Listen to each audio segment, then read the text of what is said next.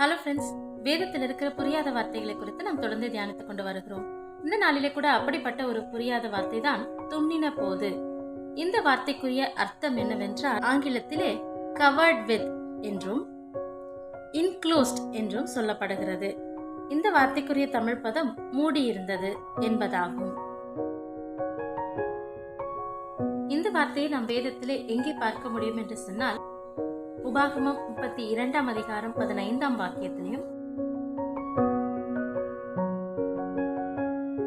17 சங்கீதம் 10 வாக்கியத்திலையும் நாம் பார்க்க முடியும். இந்த வார்த்தையிலிருந்து இன்றைக்கு கர்த்தர் நமக்கு என்ன கற்றுக் கொடுக்கிறார் என்று பார்த்தோமானால், நினம் துண்ணி, அதாவது கொழுப்பானது ஒரு அவயவத்தை மூடிக்கொள்ளும் என்று சொன்னால் அந்த அவயவம் வெளியே தென்படாது. அதைத்தான் நினம் துண்ணி என்கிற வார்த்தை அர்த்தப்படுத்துகிறது.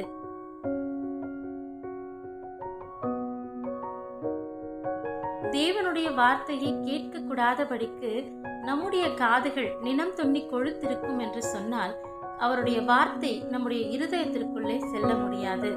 அப்படிப்பட்ட சூழ்நிலையிலே நாம் எந்த விதமான ஆசீர்வாதத்தையும் தேவாதி தேவனிடத்திலிருந்து பெற்றுக்கொள்ள முடியாது.